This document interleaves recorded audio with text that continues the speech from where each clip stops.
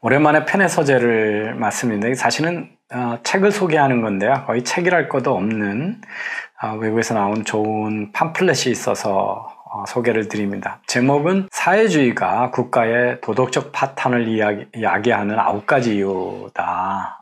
이런 아주 거창한 제목입니다. 바로 그 유명한 헤리티지 재단이 만들어서 Nine Ways That Socialism Will Morally Bankrupt America. 미국의 도덕적으로 또 미국을 파탄시키는 9가지 방법이 이제 사회주의가 왜 그런 9가지 방법인가를 설명을 합니다. 그래서 이게 미국에만 해당되는 게 아니라 어느 나라 똑같기 때문에 한 나라를 왜 도덕적으로 파탄시키는가에 대해서 말씀을 드리겠습니다. 이제 어느 나라나 요즘 젊은이들이 사회주의에 열광하는데요.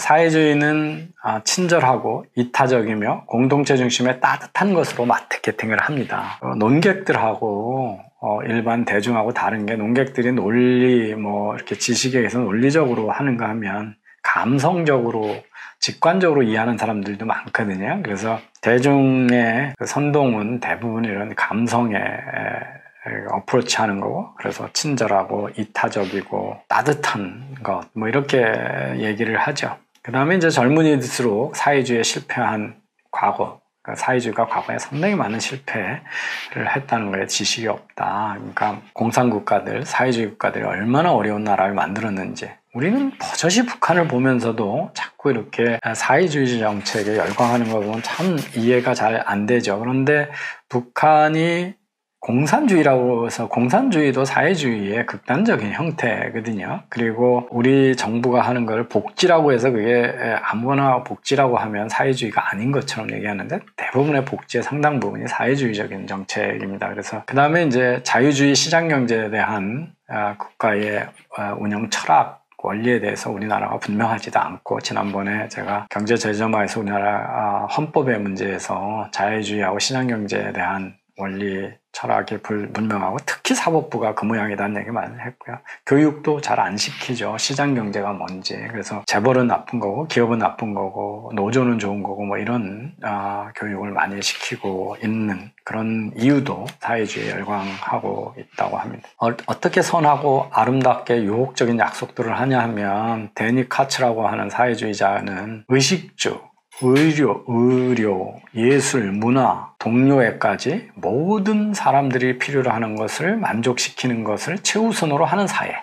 그러니까 인간이 갖고 있는 물질적 요구 외에도 예술적, 문화적, 그리고 동료로서의 사랑, 이런 것까지도 다 만족시키는 것을 최우선으로 하는 사회다. 그러면 이게 제일 좋은 사회죠. 그죠? 문재인 정부가 소득주도 성장, 소득을 올려서 다 잘 살게 한다든지 포용적 성장을 해야 된다. 이거 다 좋고 따뜻하고 그런 사회를 얘기합니다. 그리고 그런 대표적인 선동구가 기회는 균등하고 과정은 공정하고 결과는 정의로운 세상이라고 하는 구호죠. 이런 것들이 다 선하고 유혹적인 약속들입니다. 근데 제가 누누이 강조하지만 기회는 균등하고 과정은 공정하고 결과는 정의로운 것을 누가 정의하느냐에 따라 국가가 정의하는 순간 이거는 사회주의고 파시스트적이라는 거죠. 기회는 다양해야 되고 우리는 균등할 수가 없다. 과정은 자유로운 선택, 거래해야 되는 거지 정부가 관여하는 공정을 제기하면 안 된다. 결과는 자기가 자유롭게 선택했으면 결과는 책임 있게 수용하는 세상이 성숙한 자유주의자의 세상이다, 이런 말씀을 드렸습니다.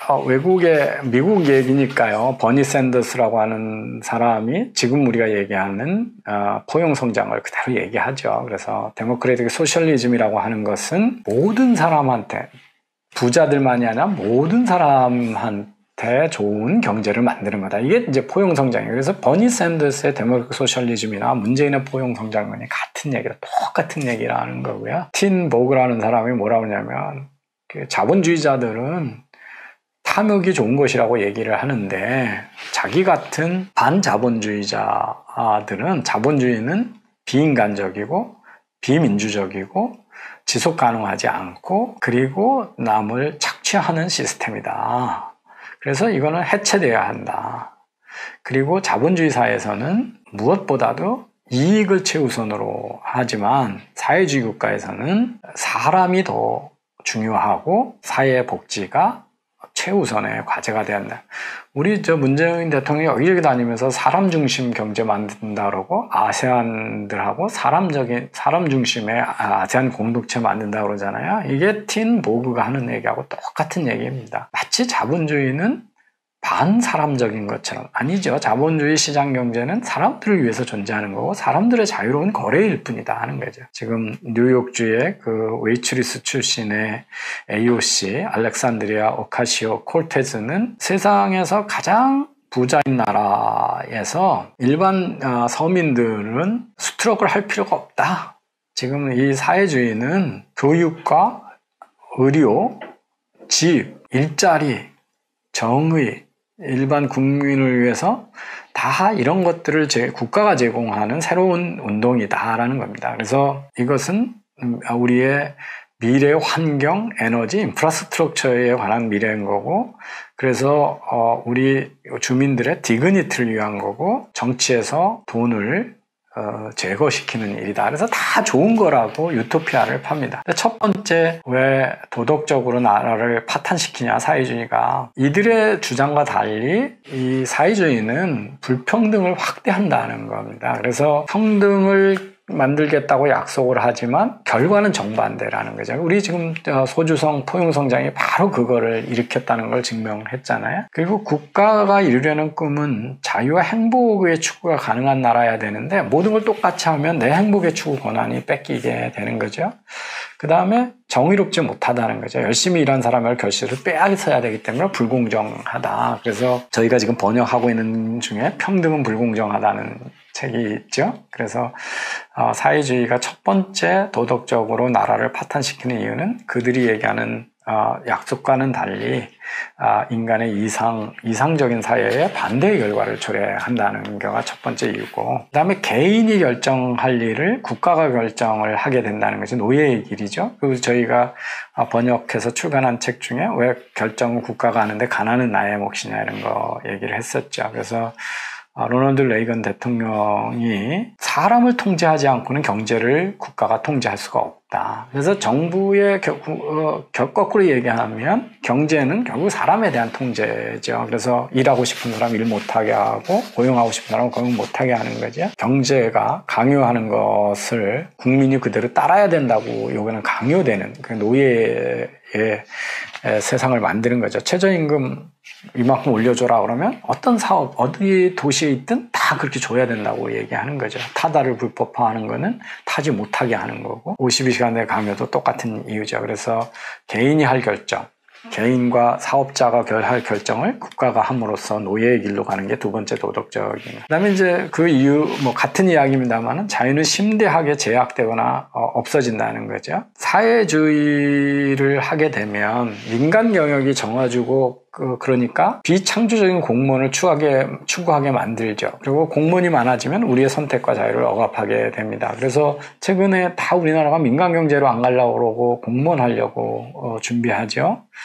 이거 나라 망하는 징조입니다. 그 다음에 교육을 획일화하고 공립화를 추구하는 것도 결국 우리한테 교육에 대한 선택권을 없애는 게 되는 거죠. 그 다음에 민간 부동산의 가격을 정부가 결정해서 마치 대통령과 경제부총리와 국토부 장관이 강남구청장이 할 일도 강남구청장도 해서는 안 되는 일인데 하게 되는 거고요. 이런 자유가 없는 데서는 선택권이 없으니까 젊은이들이 원래 마음속에 있었던 이상을 바꾸게 되죠. 그래서 내가 뭐 하고 싶었는데 공무원이나 해야 되겠다 이렇게 되는 거죠. 그러면 창의성이나 창업가 정신을 쫓는 게 아니라 그냥 안전된 삶을 쫓게 되는 거고 여러분의 꿈을 선택을 할 자유가 없어진다는 거죠. 그 다음에 이제 네 번째 이유는 사회주의 아래에서는 모두가 동일하게 고통을 받는다. 온화한 사회주의는 삶의 질을 낮춥니다. 북구 유럽의 복지가, 그래서 제가 북구 유럽의 노르딕 경제에 대한 얘기를 많이 드렸는데 거기서 자동차 사기 힘들고 물가 비싸고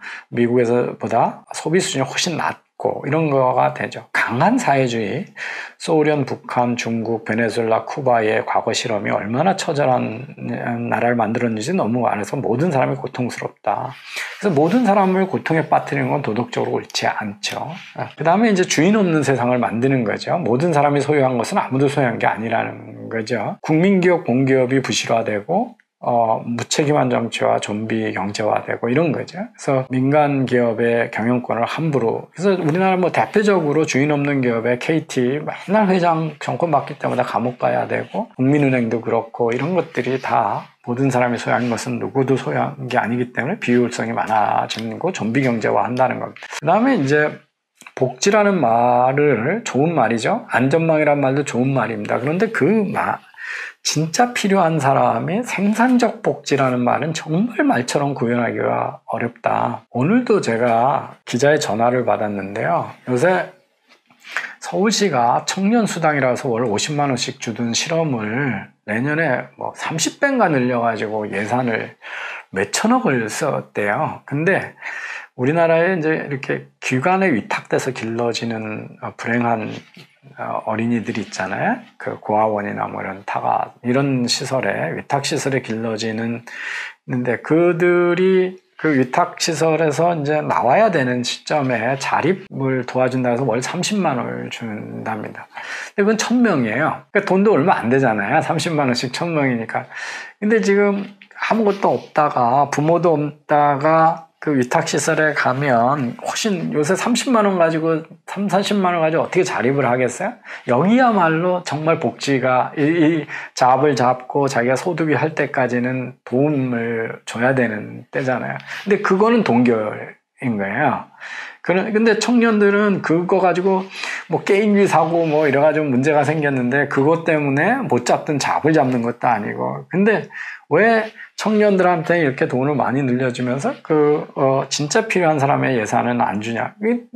여기는 숫자가 많고 투표를 하는 사람들이고, 이 1000여 명은 아직 미성년자에서 투표권이 없는 나이인 거죠. 그러니까 이게 복지를 어떻게 복지 자원이 배분되느냐도 이렇지만, 이제 로빈 후세 논리잖아요. 가난한 폴한테 주려고 피터를 강도짓 하는 게 도덕적으로 옳으냐? 옳지 않죠. 범죄죠. 그래서 복지라는 말의 상당 부분이 도덕적 타락이다. 나 또는 다른 사람에게 주기 위해서 다른 사람을 돈을 빼앗는 것, 이거는 개인이 하면 강도나 도둑질이거든요. 근데 이거 국가가 중간에 끼었다고 해서 그 본질이 바뀌지 않죠. 그러면 자본주의자들, 시장경제론자들은 그러면 못 사는 사람들을 외면하는 거냐? 아니죠. 자발적 사회적 기여를 많이 하게 되죠. 또는 각자가 보험 들듯이 그 위험을 공동 대처하는 보편적 기여형 복지가 있죠. 각자가 자기가 돈을 컨트리뷰션 하고 가는 거. 그런데 무차별 복지, 현금성 복지는 그런 복지가 아니죠. 지금 여기서 얘기하는 폴에게 주려고 피트의 돈을 강도짓 하는 거잖아요. 그래서 이런 것들이 도덕적으로 옳지 않은 거다 하는 거고요. 그 다음에 이제 도덕적으로 옳지 않은 것 중에 권력이 정부에 집중된다는 거죠. 민간 조직, 개인이 갖는 것을 그 국가 권력이 집중해서 강요하는 것은 그 권력이 어디 쪽에 가느냐 하는 거죠. 그리고 결국 권력에 반하는 의사 표현을 억제하게 되는 거고, 이런 것들이 이제 좌파의 요새 그 소위 political correctness, 올바른 소리만 하라고 그러면서 오늘을 하고, 그런 권력이 정부에 집중이 되는 그런 현상인 것도 도덕적 파탄이고, 결국 사회주의는 표현의 자유를 억압하게 된다. 경제적 자유가 없는 시는 표현의 자유가 없다라고 하는 거는 이미 헤이가 얘기한 건데요. 우리말로는 목구멍이 포도청이다라고 하는 겁니다. 그러니까 뭐냐면 내가 하고 싶은 말이 있는데 나는 그렇게 못한다는 거죠. 우리나라 공무원들 가지고 영혼이 없는 좀비 공무원이라고 빈정되는 이유도 바로 이거죠. 경제적 자유가 없기 때문에, 공무원직을 내놓을 수 없기 때문에 부당한 거에 대해서 말을 못하는 거고요. 그래서 우리나라 공무원들에 대해서 존경할 수가 없는 거죠. 이 사회주의는 결국은 경제적 자유가 없어지면 없어질수록 표현의 자유도 없어진다라고 하는 겁니다. 9번째는 사회주의는 국민의 자유를 진작시키는 게 아니라 의존성, 노예 근성을 만들어낸다는 거죠. 그래서 자립을 할 인센티브를 말살시키고, 왜냐하면 정부가 비슷한 세이프 네트워크를 하는데 누가 일을 하냐. 창의성, 노력, 혁신, 위험 감수 등이 보상받는 사회가 우리가 시장 경제인데, 창의성, 노력, 혁신, 위험 감수가 보상받지 않는, 이런 것이 보상받는 사회주의는 달성할 수가 없습니다. 그래서 마치 북구 유럽이 복지를 많이 하기 때문에 엔터프런십이 우리보다 좋다라고 이렇게 주장하는 사람도 많은데 유럽이 우리나라보다 더 창업 활동이 활발하다는 증거도 잘 없고요. 나라마다 많이 다르기도 하고 미국이나 이런 데 비해서 월등히 영국에 비해서 뒤져 있기도 하다는 걸 보면 그것도 맞지 않고 모든 것을 국가가 책임지겠다고 주장하는 게 이제 문재인 정부인데 이러면 자조자립 창의성 혁신, 위험 감소의 노력을 줄이게 되는 거죠. 그래서 경쟁과 창의성을 보상하고 수용하는 사회야말로 그게 건강한 사회고 사회가 발전하는 사회고 민간이 주도하는 사회고 민간이 활발해지는 사회다. 자유와 기회, 번영 그리고 시민사회가 번성하는 사회 그런 게 우리가 알고 있는 미국의 이제 국가 건국의 이념이라는 거고 우리도 그런 자유와 번영 그리고 민간 사회 그다음에 기회가 충만한 사회를 위했을 때 사회주의를 채택하면 안 된다. 그래서 이 9가지가 잘 요약돼 있어서 정부 또는 젊은이들이 사회주의 또는 국가주의에 매몰돼 있고 사회주의의 유토피아적인 달콤한 언어, 복지, 포용, 공정 이런 언어를 가지고 정의 이런 거 가지고 사람들을 달콤하게 유혹하지만 결론적으로는 열심히 일하고 노력하는 사람을 제약시하는 도덕적 파탄을 초래하고 있다. 그래서 이 아주 간결하게 적은 이 9가지 짧은 책이 너무 좋아서 오늘 소개를 드렸고 여러분 인터넷에 보시면 쉽게 다운로드 할 수 있습니다. 그래서 저 앞부분에서 제가 제목을 말씀드렸으니까 PDF 파일 다운로드해서 보시면 되고 기회가 되면 저희가 한글 번역을 해서 배포를 하도록 하겠습니다. 몇 페이지 되지도 않고 그렇기 때문에 영어가 되시면 보셔도 되고 제 동영상하고 슬라이드를 통해서 이해하셔도 좋을 것 같습니다. 감사합니다.